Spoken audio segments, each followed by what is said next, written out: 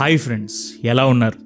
చంద్రమోహన్ జైన్, భగవాన్ Rajneesh, Osho controversies అన్నీ పక్కన పెడితే ఎవరైతే ఈయన ఆశ్రమంలో ఉన్నారో వాళ్ళందరూ కూడా ఒక తన్మయత్వంలో ఉండేవారు. ఆనందంతో ఊగిపోయేవారు. సమాజంతో సంబంధం లేదు అన్నట్టు ఎగిరేవారు.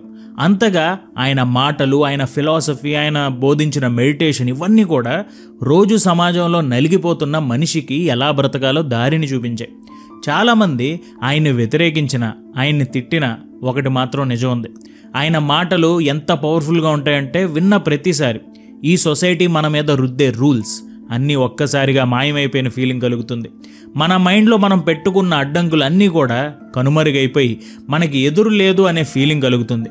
మన మాజీ ప్రధానమంత్రి Manmohan Singh, Buddhist master Dalai Lama, Hollywood super star Tom Cruise ఇలాంటి వాళ్ళు ఎంతోమంది, ప్రపంచంలో ఎంతోమంది ఓషో పుస్తకాల ద్వారా ప్రభావితమయ్యారు. సో ఫ్రెండ్స్, ఆ పుస్తకాల్లోని ఓషో బోధనల్ని సింప్లిఫై చేస్తూ ఈ వీడియోలో మనం ఓషో చెప్పిన ముఖ్యమైన జీవిత పాఠాలని నేర్చుకుందాం.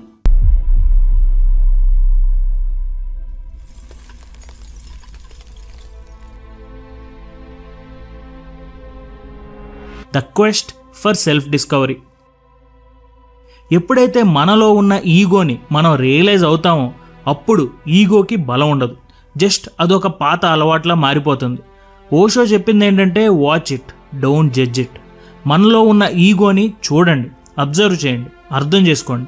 అంతేగాని దాని గురించి ఆలోచించకూడదు. తప్ప లేదా ఒప్ప అని జడ్జ్ చేయకూడదు. అలా చేస్తే ఈగోకి ఇంకా బలం పెరిగిపోతుందని ఆయన చెప్తున్నారు. సో ఓషో చెప్పినట్టు observe, accept and let go. అసలు ఈగో అంటే ఏంటి? జనరల్గా ఎవరైనా కొంచెం యాటిట్యూడ్ చూపించినా, పొగరుగా మాట్లాడినా వీడికి ఈగో బాగా ఎక్కువరా అంటారు. ఆ ఈగోకి రకరకాల రూపాలు ఉంటాయి. ఎప్పుడు నేను, నాది అనే ఈగో మనిషికి అటాచ్మెంట్ని, బాధని మిగులుస్తుంది. అందుకే ఓషో మీలో ఉన్న ఈగోని వదిలిపెట్టి సెల్ఫ్ డిస్కవర్ చేసుకోండి అని చెప్తారు. స్పిరిచువల్ జర్నీలో మొదటి మెట్టు ఈ సెల్ఫ్ డిస్కవరీ. అంటే మనలోకి మనం చూసుకోవడం, అంతర్ముఖంగా మనలో ఉన్న ఈగోని మర్చిపోయి మనలో ఉన్న ఇన్నర్ పీస్ అండ్ ప్యూర్ అవేర్నెస్తో బ్రతకడం. ఈ మాటకి ప్రజెంట్ సొసైటీలో ఉన్న ప్రతి ఒక్కరు కనెక్ట్ అవుతారు. ఎందుకంటే ఈ రోజుల్లో మనందరికీ లోపల ఉండే ఇన్నర్ పీస్, మానసిక ప్రశాంతత కంటే బయట ప్రపంచంలో ఉండే వస్తువులు, ఎదుటి వాళ్ళ అభిప్రాయాలు ముఖ్యమైపోయాయి. ఈ మాయ నుండి బయటికి రావడం కష్టమే, కానీ అసాధ్యమైతే కాదు. దీనికి ఓషోస్ రెమెడీ ఏంటంటే, లైఫ్ ఈజీగా ఉండాలంటే సమస్యల్లోనూ, ఛాలెంజింగ్గా ఉండే సిచ్యువేషన్స్లోనూ మన దృష్టిని మార్చాలి. దేనికైనా సరే రియాక్ట్ అవ్వకుండా అబ్జర్వ్ చేయాలి. సపోజ్ సడన్గా ట్రాఫిక్లో ఇరుక్కుంటే ఆ సిచ్యువేషన్కి చిరాకు పడకుండా మైండ్లో వచ్చే కోపాన్ని, ఇరిటేషన్ని అబ్జర్వ్ చేయండి. మీరు అనుకోవచ్చు, రోడ్డు మీద ఎండలో కిలోమీటర్ల కొద్ది ట్రాఫిక్ జామ్లో ఇరుక్కుంటే ఈ అబ్జర్వేషన్ ఎక్కడి నుంచి వస్తుంది బ్రో అని. అలా అనుకుంటే అది నిజమే. కానీ ఒక్కసారి జస్ట్ మీకు వచ్చిన ఇరిటేషన్ని బయటకు రియాక్ట్ అవ్వకుండా మైండ్లోనే అబ్జర్వ్ చేయండి. అబ్జర్వ్ చేసి దాన్ని యాక్సెప్ట్ చేయండి. యాక్సెప్ట్ చేసి దాన్ని వదిలేస్తున్నానని మీతో మీరు చెప్పుకోండి. అప్పుడు దాంట్లో ఉన్న మ్యాజిక్ ఏంటో మీకు అర్థమవుతుంది. ఏమీ జడ్జ్ చేయకండి. మీకు ఎందుకు కోపం వస్తుంది, ఎవరి వల్ల కోపం వస్తుంది, ఇవన్నీ కూడా జడ్జ్ చేయకండి. మీకు కోపం వస్తుందని యాక్సెప్ట్ చేసి సిచ్యువేషన్ని స్మూత్గా మార్చుకోండి. So observe, accept and let go. Embrace change and uncertainty. మనం కాదనలేని ఒక నిజం ఉంది, దాన్ని మనం ఒప్పుకుని తీరాలి. ఈ ప్రపంచంలో ఎప్పటికీ మారంది ఏదైనా ఉంది అంటే అది మార్పు ఒక్కటే. అందుకే ఓషో అంటారు, జీవితం అంటేనే ప్రవహించే సెలయేరు. ఎన్నో సర్ప్రైజులు ఉంటాయి, అసలు ఊహించని ప్రాబ్లమ్స్ వస్తాయి. సో అన్సర్టనిటీ చూసి భయపడకండి, అదొక్కటే నిజం కాబట్టి. అన్సర్టనిటీ అంటే ఏం జరుగుద్దో తెలియదని, దాన్ని యాక్సెప్ట్ చేయండి. ఓషో మాటలు ఇప్పుడున్న జీవన విధానానికి సరిగ్గా సరిపోతాయి. ఎందుకంటే ఎప్పుడు ఏం జరుగుతుందో తెలియదు. ప్రపంచం ప్రతి క్షణానికి కొత్తగా మార్పు చెందుతుంది. టెక్నాలజీ అండ్ ఆర్టిఫిషియల్ ఇంటెలిజెన్స్ లాంటిది ఎంత ఫాస్ట్గా డెవలప్ అవుతున్నాయో మనకు తెలుసు. రేపేం జరగబోతుందో ఊహించడం కూడా కష్టం. అలాగే ఈరోజు జరిగిన దాన్ని అర్థం చేసుకోవడం ఇంకా కష్టం. ఇలాంటి పరిస్థితుల్లో హ్యూమన్ లైఫ్లో అన్సర్టనిటీ అనేది ముఖ్య భాగమని ఓషో మనకి గుర్తు చేస్తున్నాడు. మన కంట్రోల్లో లేని దాన్ని స్వీకరించడం, సిచ్యువేషన్ని స్వాగతించి ఓపెన్ అవ్వడం ఓషో స్టైల్. అది కెరియర్ అయినా, రిలేషన్షిప్ అయినా, పర్సనాలిటీ గ్రోత్ అయినా, ఏదైనా కానీ లైఫ్లో నెక్స్ట్ ఏమవుద్దో తెలియకపోవడం కూడా ఈ హ్యూమన్ ఎగ్జిస్టెన్స్లోని మ్యాజిక్ అని మనం తెలుసుకోవాలి. దీనికి ఓషో చెప్పిన రెమెడీ ఏంటంటే, సడన్గా లైఫ్లో ఏదైనా ట్రాజడీ జరిగితే బాధపడటం సహజం. అయితే ఓషో పర్స్పెక్టివ్ నుంచి ఆలోచిస్తే ప్రాబ్లమ్ని కూడా ఒక లెర్నింగ్ ఎక్స్పీరియన్స్లా, కొత్త ఆలోచన విధానాన్ని అలవాటు చేసుకునే అవకాశంలా చూడాలి. సో నెక్స్ట్ ఎప్పుడైనా లైఫ్లో అన్ఎక్స్పెక్టెడ్ ప్రాబ్లం వచ్చినప్పుడు దాన్ని కూడా ఒక ఆపర్చునిటీలా చూడండి. Embrace uncertainty because it's the truth of human life. Next, the power of mindfulness and being present. Osho బోధనల్లో మైండ్ఫుల్నెస్కి మాత్రం ఒక ముఖ్యమైన స్థానం ఉంది. ఆయన నమ్మింది ఏంటంటే మనిషి మనసు ఎప్పుడు గతం నుంచి భవిష్యత్తు గురించి ఆలోచిస్తూ ఉంటుంది. ఒక అన్నెసరీ యాంగ్జైటీ సైకిల్ని క్రియేట్ చేసుకుంటుంది, ఆ వలయంలో చిక్కుకుపోతుంది. మన థాట్స్ అన్నీ పాస్ట్ అండ్ ఫ్యూచర్లో తిరగడం వల్ల ప్రజెంట్ మూమెంట్ని మనం మిస్ అయిపోతున్నాం. ఓషో ఒక్కడే కాదు, ఎంతోమంది స్పిరిచువల్ టీచర్స్ చెప్పింది ఒకటే, ప్రజెంట్ మూమెంట్ మాత్రమే నిజం, అదే రియాలిటీ. పాస్ట్ అండ్ ఫ్యూచర్ ఈ రెండు కూడా మనం మైండ్లో క్రియేట్ చేసుకున్న ఇల్యూజన్స్. ఒకసారి మీరే మీ థాట్స్ని అనలైజ్ చేసుకోండి. ఒక గంట సేపు కనుక మీరు ఆలోచిస్తే అందులో ఎంత టైం ప్రజెంట్ మూమెంట్ని ఎక్స్పీరియన్స్ చేస్తున్నారు, ఎంత time me past and future గురించి ఆలోచిస్తున్నారు అనేది మీరే ఒక ఎక్సర్సైజ్లా చేసి చూడండి. అసలు ఈ క్షణంలో జరుగుతున్న జీవితానికి డీప్ లెవెల్ కనెక్షన్ ఎంత ఉందో అంచనా వేసుకోండి. మన మైండ్ ఎప్పుడూ కూడా ఇంతకుముందు చేసిన పాత తప్పుల గురించి, నెక్స్ట్ జరగబోయే డేంజర్స్ గురించి ఆలోచిస్తుందే తప్ప ఇప్పుడు చేస్తున్న పనిని ఆస్వాదించదు. సో ప్రజెంట్ మూమెంట్లో ఎలా బ్రతకాలి అనే దానికి ఓషో చెప్పిన రెమెడీ ఏంటంటే మైండ్ఫుల్నెస్ మెడిటేషన్. ఒక చోట కూర్చుని ధ్యానం చేయడం ఒక్కటే కాదు, చేసే ప్రతి పనిని మైండ్ఫుల్నెస్తో చేయడం. సపోజ్ మీరు మీ ఫ్యామిలీతో కలిసి డిన్నర్ చేస్తున్నారనుకోండి, ఒక చేత్తో తింటూ మరో చేత్తో ఫోన్ వాడటం, టీవీ చూస్తూ తినే ఆహారాన్ని ఆస్వాదించకపోవడం, ఇలాంటివన్నీ కూడా ప్రజెంట్ మూమెంట్కి మనల్ని దూరం చేస్తాయి. సో ఓషో చెప్పినట్టు నవ్వినా, బాధపడినా, ఒకరితో మాట్లాడుతున్నా, కలిసి తింటున్నా, ఏం చేస్తున్నా సరే దాన్ని మనస్ఫూర్తిగా చేయండి. ఎందుకంటే మీ ఎగ్జిస్టెన్స్ ఆ మూమెంట్లో మాత్రమే ఉంది, దాన్ని మిస్ అవ్వకండి. రోజులో కొంత సమయాన్ని డిజిటల్ డిస్ట్రాక్షన్స్ లేకుండా డిజైన్ చేసుకోండి. ఆ పర్టికులర్ టైంలో మాత్రం మీ పూర్తి అటెన్షన్, అవేర్నెస్ని బాడీ అండ్ మైండ్తో అనుసంధానం చేసుకోండి. చేసే పని మీద, చుట్టూ ఉన్న పరిసరాల మీద మైండ్ఫుల్నెస్, అవేర్నెస్ని అలవాటు చేసుకుంటే కొద్ది రోజుల్లోనే లైఫ్ ఎంతో సంతోషంగా, ప్రశాంతంగా మారిపోతుంది. Next, freedom through acceptance.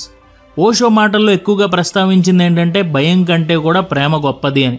ఎందుకంటే భయంతో చేసే పనులన్నీ రెస్ట్రిక్షన్స్తో ఉంటాయి, అడ్డంకులతో ఉంటాయి. మన ట్రూ పొటెన్షియల్ బయటికి రాకుండా ఈ భయం అనేది ఒక అడ్డంకిగా మారిపోతుంది. అదే ప్రేమతో చేసే పని అయితే హాయిగా ఒక మంచి ఇన్స్పిరేషన్తో చేయొచ్చు. నిజమైన ఫ్రీడమ్ దొరికేది ప్రేమలోనే, భయంలో కాదు. సో ఈ భయాన్ని దాటి ప్రేమతో ఒక పని చేయాలి అంటే యాక్సెప్టెన్స్లో ఉండే పవర్ని మనం అర్థం చేసుకోవాలి. భయాన్ని పెంచి పోషించేది రెసిస్టెన్స్. అంటే మన మైండ్ కొత్తగా ఏదైనా ప్రాబ్లం వచ్చినా, తెలియని మార్పు వచ్చినా రెసిస్ట్ చేస్తుంది. మనలో చాలామందికి ఏవేవో డ్రీమ్స్ ఉంటాయి, కానీ వాటిని సాధించాలంటే మళ్ళీ భయం వేస్తుంది. ప్రజెంట్లో ఉన్న కంఫర్ట్ జోన్ నుండి బయటికి రావాలంటే భయం. అన్నిటికీ కారణం రెసిస్టెన్స్. సో ఒక్కసారి భయాన్ని కూడా యాక్సెప్ట్ చేయడం మొదలు పెట్టండి. ఏదైనా సరే లవ్తో, కంపాషన్తో, ఒక జెన్యూన్ సంతోషంతో చేస్తే రిజల్ట్ ఎలా ఉన్నా ముందు పనిలో సంతోషం దొరుకుతుంది. యాక్సెప్టెన్స్ అంటే పని చేయకుండా ఏదైనా పర్లేదులే అని సరిపెట్టుకోవడం కాదు.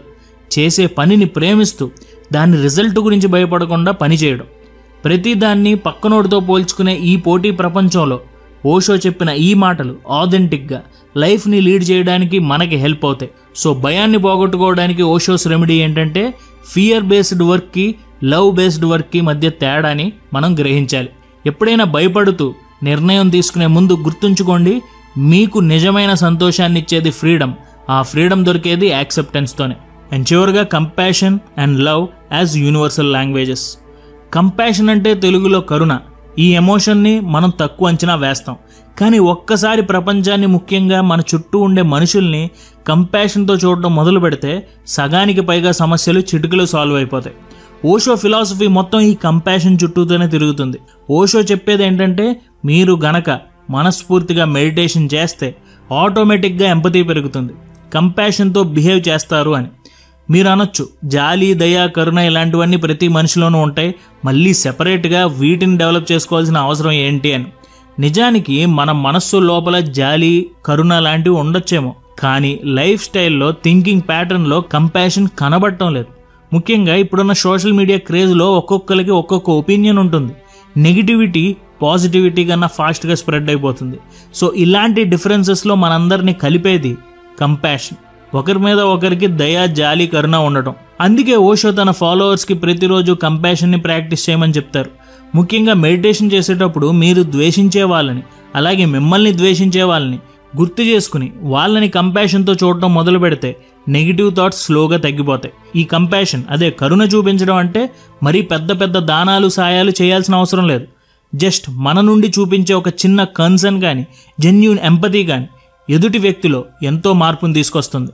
సపోజ్ బాగా బిజీగా ఫుల్ అయి ఉన్న బస్సులో పెద్దవాళ్ళకి మన సీటు ఇవ్వడం కూడా కంపాషనే. అలాగే ప్రాబ్లమ్స్లో ఉన్న ఫ్రెండ్ చెప్పే మాటల్ని ఓపిక్గా విని ధైర్యం చెప్పడం కూడా కంపాషనే. అయితే కంపాషన్ అంటే ఏమీ ఆశించకుండా చేయాలి, అంతేగాని వీడికి మనం ఇప్పుడు చేసాం తర్వాత వీడు మనకి చేయాలి, వీడు మన గురించి అందరికీ గొప్పగా చెప్పాలి అనే ఆలోచనతో ఎప్పుడు చేయకూడదు. అలా చేస్తే అది కంపాషన్ అనిపించుకోదు, మీరు చేసేది సహాయం అనిపించుకోదు. చివరిగా చెప్పేది ఏంటంటే ఓషో మాటలు పోటీ ప్రపంచంలో పడి నలిగిపోతున్న మనల్ని మళ్ళీ వెతుక్కోవడానికి పనికొస్తాయి. 3 ముక్కల్లో చెప్పాలంటే ఫ్రీడమ్, లవ్ అండ్ కంపాషన్, ఈ మూడింటిని మైండ్ఫుల్నెస్ ద్వారా సాధించవచ్చు అని ఓషో బోధించారు.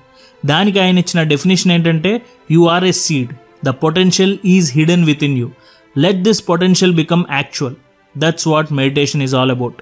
సో చూడడానికి విత్తనంలా చిన్నగానే ఉన్న మన మనసు లోపల అనంతమైన పవర్ దాగుంది. దాన్ని రియలైజ్ అవ్వాలంటే మెడిటేషన్ చేయాలి. అసలు లైఫ్లో బిగ్గెస్ట్ ట్రాప్ ఏంటో తెలుసా? అందరూ హ్యాపీనెస్ కోసం పరిగెట్టడం. కానీ ఆ హ్యాపీనెస్ ఎక్కడ దొరుకుతుందో ఎవరికీ తెలియదు. మనీ సంపాదిస్తున్నారు, పొజిషన్ సంపాదిస్తున్నారు, పవర్ సంపాదిస్తున్నారు, కానీ పీస్ ఆఫ్ మైండ్ దొరకడం లేదు. అయితే లైఫ్లో ఇలాంటి టైం మన అందరికీ వచ్చే ఉంటుంది. నమ్మిన వాళ్ళు మోసం చేస్తారు, అనుకున్నది ఫాలో అవ్వలేకపోతాం, అండ్ ఆ సమయంలో మనకి ఏం చేయాలో అర్థం కాదు. మనలో ఫామ్ అయిన ఈ ప్రశ్నలకి ఎవరైనా సమాధానం చెప్తే బాగుంటుందని అనిపిస్తుంది. అండ్ ఇలాంటి ఆలోచనలతో, ఎన్నో సందిగ్ధాలతో, ఎన్నో ప్రశ్నలతో 70s ఒక జర్నలిస్ట్ ఓషో దగ్గరికి వెళ్ళాడు. ఓషోని సమాధానాల కోసం అడిగాడు. అండ్ ఓషో వీటికి సమాధానంగా ఏం చెప్పారు, ఆ సమాధానాలు మనకి అన్ని ఆన్సర్స్ ఇస్తాయా అనేది ఇప్పుడు చూద్దాం. ముందుగా the absolute truth of life. ఆ జర్నలిస్ట్ ఓషో ఆశ్రమానికి వచ్చిన తర్వాత ఆ జర్నలిస్ట్ ఓషో ముందు కూర్చుని అసలు జీవితంలో నిజమేంటి, ఒక్కొక్క మతం నాదే కరెక్ట్ అని అంటున్నారు, అసలు ఏ మతాన్ని నమ్మాలి, ఎవరిని నమ్మాలి అని అడిగాడు. అప్పుడు ఓషో చెప్పాడు, జీవితంలో చాలా మంది నేను చెప్పేది కరెక్ట్ అని ఫిక్స్ అయిపోతుంటారు, కానీ ఆలోచించండి, ఈ యూనివర్స్ ఎంత పెద్దగా ఉందో అందులో ఉన్న నిజం కూడా అంతే పెద్దగా ఉంటుంది. ఒక 1000 పీసెస్ పజిల్లో ఒక్కొక్కరు ఒక్కొక్క పీస్ పట్టుకుని నాకు పిక్చర్ మొత్తం తెలుసు అని అనుకుంటాడు. బ్లూ పీస్ ఉన్నోడు ఈ పజిల్ మొత్తం కూడా ఆకాశం అని అనుకుంటాడు. అలాగే గ్రీన్ పీస్ ఉన్నోడు ఇది మొత్తం ఒక చెట్టు గురించి, ఈ పిక్చర్ అంతా ఒక చెట్టు అని అనుకుంటాడు. ఎవరి పీస్ వాళ్ళకి కరెక్టే, కానీ కంప్లీట్ పిక్చర్ ఎవరికీ తెలియదు. హిస్టరీలోకి వెళ్తే రిలీజియన్స్ విషయంలో కూడా జరిగిన యుద్ధాలు చూడండి. ఒక్కొక్క మతం ఒక్కొక్క పుస్తకాన్ని ఫాలో అవుతారు, అండ్ అందులో మాత్రమే నిజం ఉంది అని నమ్ముతారు, వేరే ఎందులోనూ లేదు అని అంటారు. ఎందుకంటే వాళ్ళ మైండ్ ఫిక్స్ అయిపోయింది, వేరే పర్స్పెక్టివ్ని యాక్సెప్ట్ చేయలేకపోతున్నారు. మరి రిజల్ట్ ఏంటి? రిలీజియస్ యుద్ధాలు, గొడవలు, హత్యలు, మానభంగాలు, ఇన్ని భయంకరమైన విషయాలు జరుగుతున్నాయి. ఎందుకు అంటే నా దగ్గర మాత్రమే నిజం ఉంది అనే ఈగో. సో మనం ఒక విషయాన్ని తెలుసుకున్నప్పుడు ఇదే ఫైనల్ అనే యాటిట్యూడ్ ఎప్పుడు పెట్టుకోకూడదు. ఎందుకంటే ఆకాశం ఎంత ఇన్ఫైనైట్గా ఉందో నిజం కూడా అంత ఇన్ఫైనైట్గా ఉంటుంది. మన చేతిలో ఉన్నది జస్ట్ ఒక స్మాల్ పీస్ ఆఫ్ పజిల్ మాత్రమే. సో ఈసారి మీరు బయటకు వెళ్ళినప్పుడు, ఏదైనా ట్రిప్కి వెళ్ళినప్పుడు వేరే ప్లేసెస్లో ఉన్న మనుషులతో మాట్లాడండి, వాళ్ళ పర్స్పెక్టివ్ని అర్థం చేసుకోండి, వాళ్ళ నమ్మకాలని రెస్పెక్ట్ చేయండి. ఎందుకంటే truth is like a diamond. మనం ఎక్కడి నుంచి చూసినా కొత్త యాంగిల్లో డైమండ్ ఇంకొంచెం కొత్తగా కనిపిస్తుంది. అండ్ గుర్తుంచుకోండి, ఫ్లెక్సిబుల్ మైండ్ ఉన్న వాళ్ళే లైఫ్లో గ్రో అవుతారు. ఫిక్స్డ్ మైండ్తో ఉంటే అక్కడే ఆగిపోతారు. నిజం నాకే తెలుసు అని అనుకున్న వాళ్ళు నమ్మిందే నిజం అనుకుంటారు. నిజం పెద్దది, తెలుసుకుంటూనే ఉండాలి అని అనుకునేవారు ఎప్పటికీ ముందుకు వెళ్తుంటారు. అదే the absolute truth of life. Next, how to become perfect.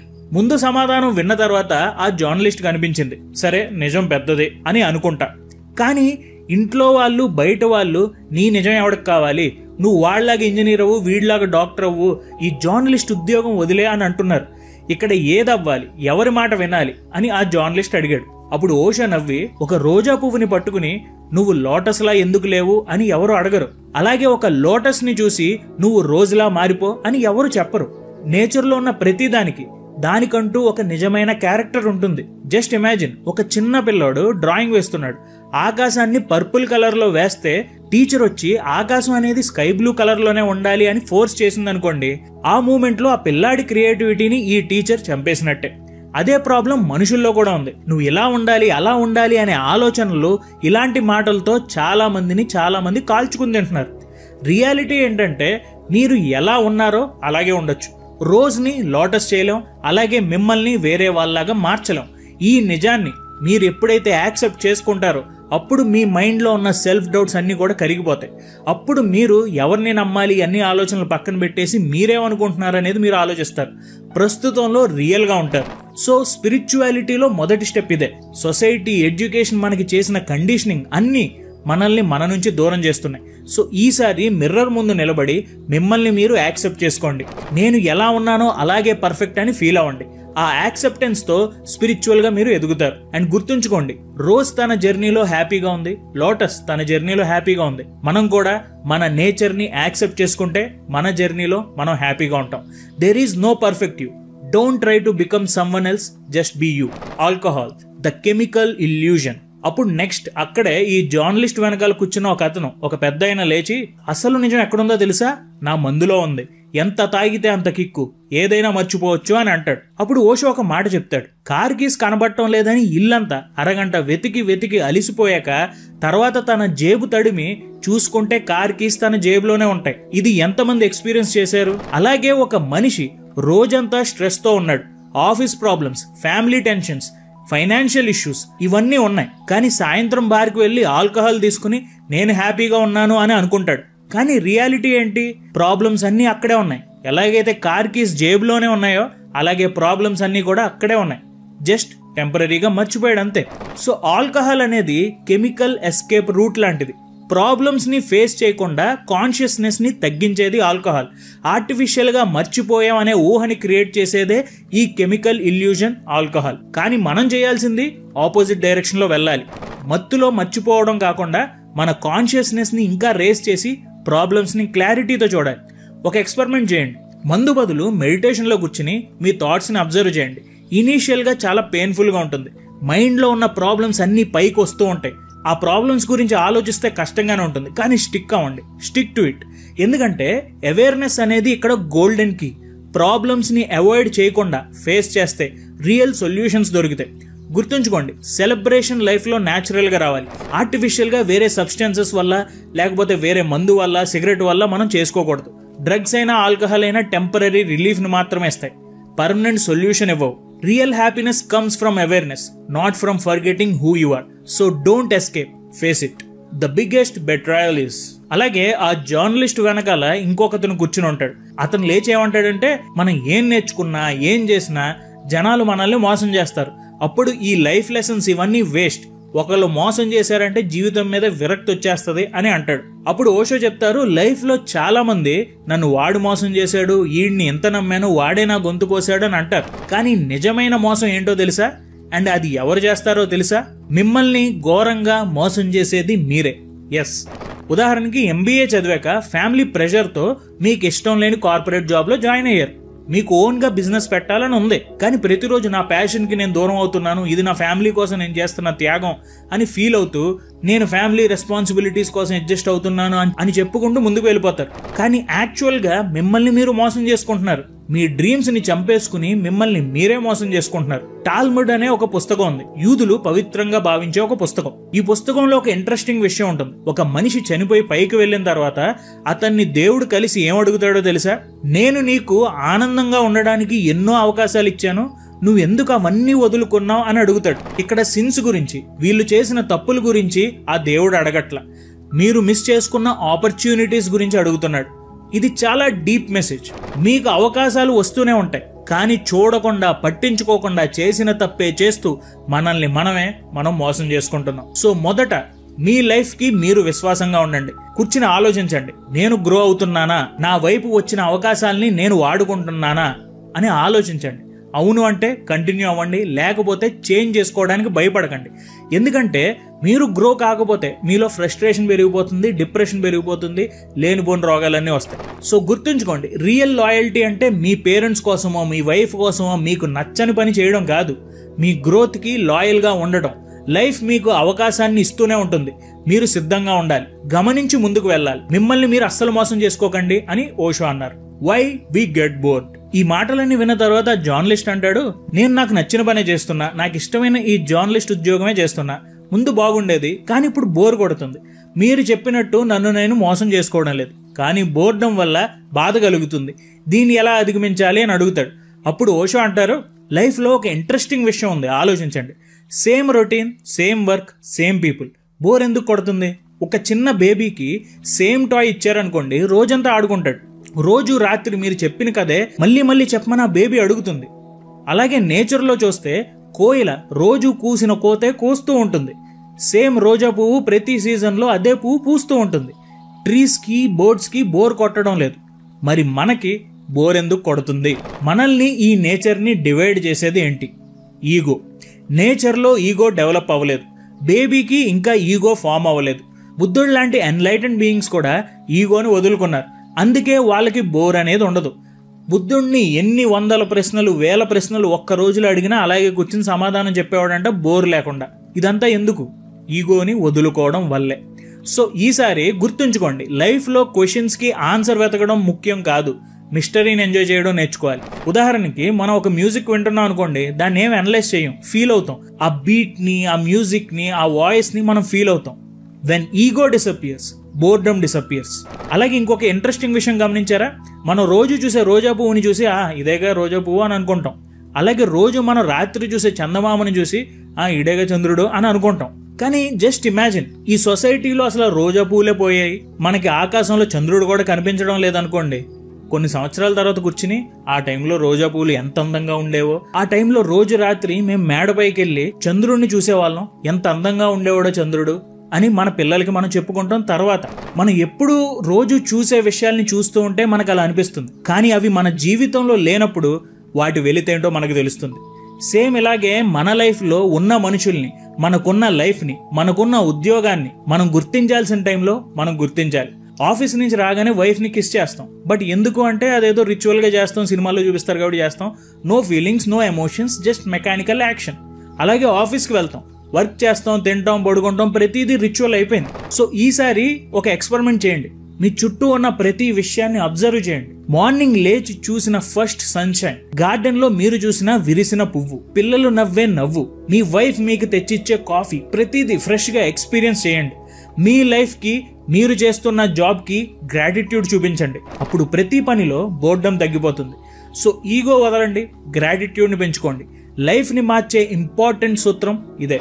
మనలో మోటివేషన్ లేనప్పుడు కొన్ని మాటలు వింటే చెయ్యాలి అనే ఊపు వచ్చేస్తుంది. కొంతమంది మాటలు వింటే కిక్ వస్తుంది.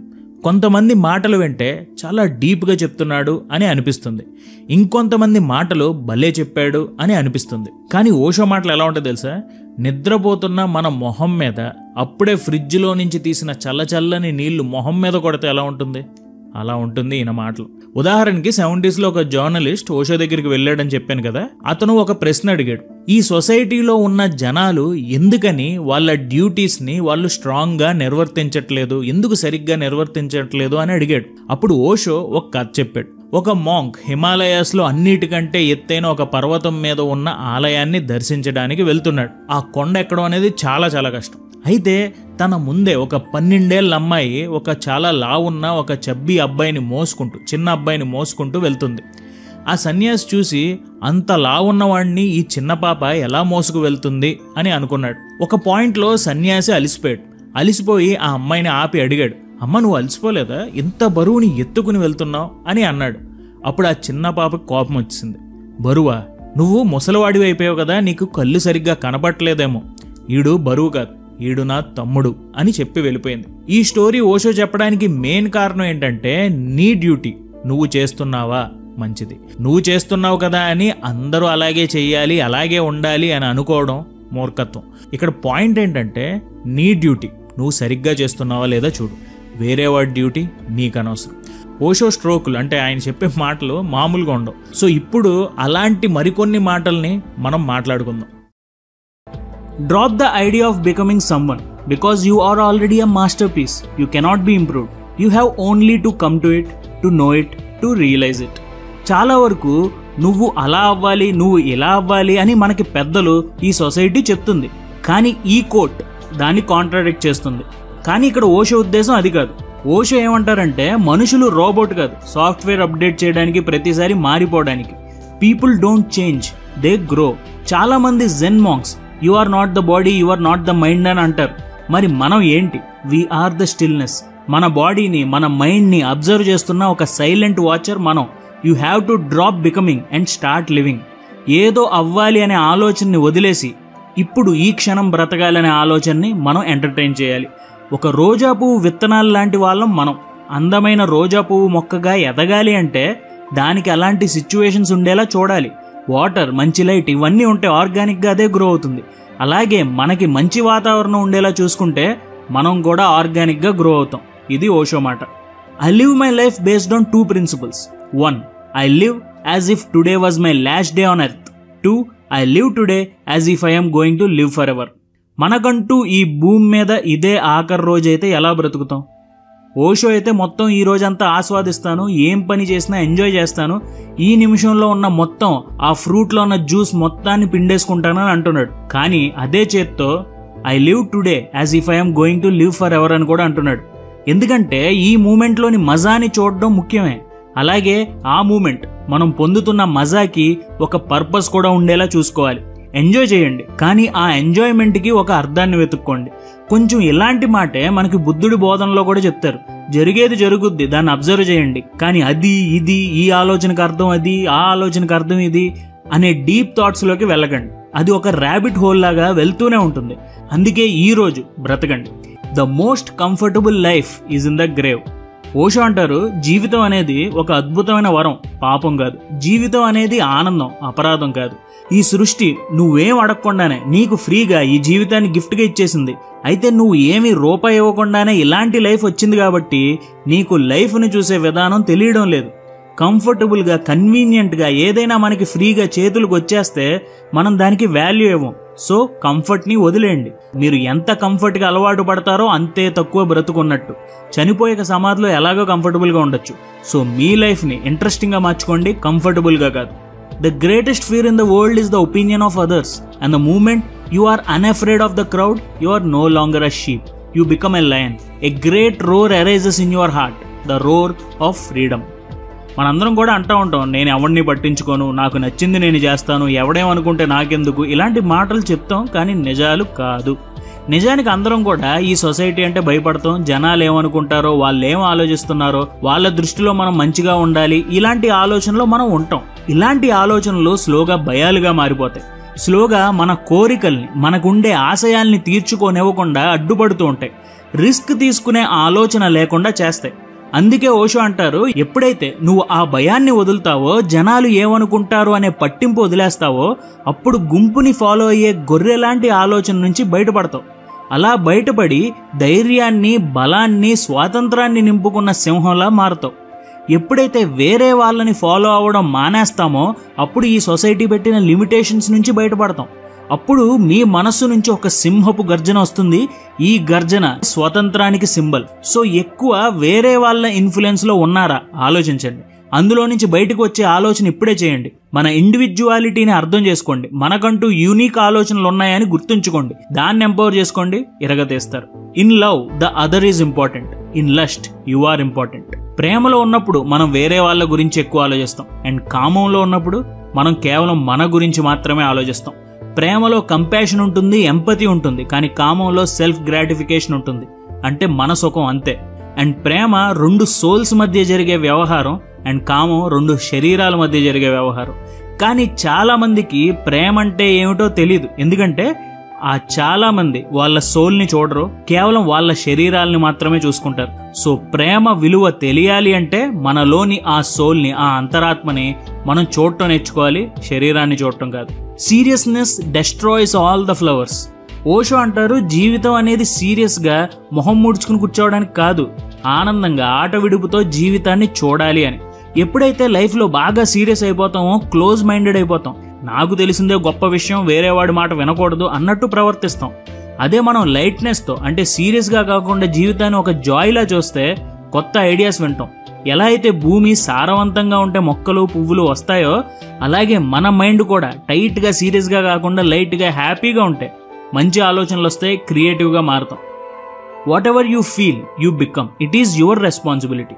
ఒప్పుకున్నా లేకపోయినా మనం ఫీల్ అయ్యే ప్రతి అనుభూతి, ప్రతి దానికి మనమే కర్తలం. మనం ఎక్స్పీరియన్స్ అయ్యే విషయాలు, ఎమోషన్స్ అన్నీ కూడా ఈ ప్రపంచాన్ని మనం ఎలా చూడాలో డిసైడ్ చేస్తాయి. మన బిహేవియర్ని, సమాజంలో మన నడవడికను ఇవే డిసైడ్ చేస్తాయి. మన ఫీలింగ్స్కి మనమే కర్తలం అండ్ వాటి కర్మని మనం రోజు మోస్తుంటాం. అలాగే మరి మనమే కర్తలం అండ్ మనమే కర్మను మోస్తున్నామంటే వాటి రెస్పాన్సిబిలిటీని తీసుకునే ధైర్యం కూడా మనకు ఉండాలి. మనకి వచ్చే ఎమోషన్స్ని మనమే మేనేజ్ చేసుకోవడం నేర్చుకోవాలి. డెఫినెట్లీ కొన్ని ఎమోషన్స్ని కంట్రోల్ చేయలేం, కానీ మనం వాటి వల్ల ఎలా రియాక్ట్ అవుతున్నాం అనేది కంట్రోల్ చేయగలం. సో మీకు జరిగే ప్రతి విషయాన్ని జరగనివ్వండి, మీ రెస్పాన్సిబిలిటీ మీరే తీసుకోండి. Creativity is the greatest rebellion. ఒక గుంపుతో ప్రయాణం చేస్తే క్రియేటివిటీ అనేది రావడం అసాధ్యం. ఎక్కువ మంది జనాలతో కలిసిపోయి ఉంటే మీడియోకర్గా ఉండిపోతాం. మనలో ఉన్న క్రియేటివిటీ కూడా చనిపోతుంది. సో వైవిధ్యంగా ఆలోచించాలంటే రెబల్ అవ్వాలి. మనకంటూ ఒక క్లోజ్డ్ గ్రూప్ ఆఫ్ ఫ్రెండ్స్ ఉండాలి. బ్యూటీని అప్రిషియేట్ చేయాలి. మన లైఫ్లో మనకి నచ్చిన ఒక విషయం మీద మాస్టరీ చేయాలి. ఈ విషయాలు మనల్ని మాస్ నుంచి వేరు చేస్తాయి. ఎప్పుడైతే క్రియేటివ్గా ఉంటామో మీ ఎగ్జిస్టెన్స్కి, మీ ఉనికికి కూడా అసలైన అర్థం తెలుస్తుంది. Nowhere to go, nothing to do, no one to become. Living in the present, ప్రస్తుతంలో జీవించడం ఎంత గొప్పదో ఇక్కడ ఓషో చెప్తున్నారు. మీరేం చేస్తున్నా గతాన్ని మీ మనసును కదిలించనివ్వకండి. భవిష్యత్తు మీద ఆందోళన చెందకండి. ఎందుకంటే గతం ఇక లేదు మరియు భవిష్యత్తు ఇంకా రాలేదు. కానీ మనం ఊహలలో, అబద్ధాల్లో విహరిస్తాం. అందుకే ఓషో అంటారు, జ్ఞాపకాల్లో జీవించడం, ఊహల్లో జీవించడం అంటే అస్తిత్వం లేని దానిలో జీవించడం. అస్తిత్వం లేనిది అంటే నాన్ ఎగ్జిస్టెంట్, అంటే ఒక అబద్ధం అనుకోవచ్చు. ఆ అబద్ధంలో జీవిస్తున్నామని. అండ్ మీరు అస్తిత్వం లేని దానిలో జీవిస్తున్నప్పుడు అస్తిత్వం ఉన్న దానిని మీరు కోల్పోతున్నారు. అంటే నిజాన్ని, ప్రస్తుతం ఏదైతే నిజమో దాన్ని కోల్పోతున్నాం. అండ్ ఇలా జరిగినప్పుడు సహజంగానే మీరు దుఃఖిస్తారు. ఎందుకంటే మీరు మీ మొత్తం జీవితాన్ని కోల్పోతున్నారు. సో జీవితాన్ని కోల్పోకూడదు, మనం దుఃఖించకూడదు, డిప్రెషన్లోకి వెళ్ళకూడదు అంటే ఒకటే మార్గం, లివ్ ఇన్ ప్రెజెంట్. ఈ నిమిషం బ్రతకండి. ఈ నిమిషం ఏం చేయాలో అది చేసుకుంటూ వెళ్ళండి, చాలు. You may be gone, but the way you lived will go on creating its own vibrations, and they will remind the people of the future with gratitude that they are inheritors of a great planet and of a great race of human beings. మీ జీవితం ఒక అమూల్యమైన కావ్యం. మీరు తీసుకునే ప్రతి action, ప్రతి చర్య, ప్రతి ఆలోచన విశ్వంలో శాశ్వత ముద్ర వేస్తుంది. మీరు కేవలం ఒక వ్యక్తి కాదు, మీరు గతానికి, వర్తమానానికి, భవిష్యత్తుకి వారధిగా నిలుస్తున్నారు. మీ ప్రేమ, కరుణ, సాహసం మానవ జాతి జీవన నదిగా ప్రవహిస్తుంది. మీ జీవితాన్ని ఆదర్శంగా మలచండి. మీరు లేకపోయినా మీరు బ్రతికిన విధానం భవిష్యత్తును వెలిగిస్తుంది. కాబట్టి మీ జీవితాన్ని ఒక మహోన్నత గీతంగా పాడండి. దాని ప్రతిధ్వని యుగ యుగాలకి వినబడబోతుంది. సో ఓషో పుస్తకాలు, నేను ఇప్పటిదాకా చదివిన ఓషో పుస్తకాలు అన్నిటిలో నుంచి నేను కొన్ని మాటల్ని తీసి మీకు ఈ వీడియోలో పెట్టడం అయితే జరిగింది. మీకు ఈ వీడియో మొత్తం మీద బాగా నచ్చిన ఒక పాయింట్ ఏంటనేది నాకు కింద కామెంట్స్లో తెలియచేయండి. Thank you so much for watching our videos. జై హింద్.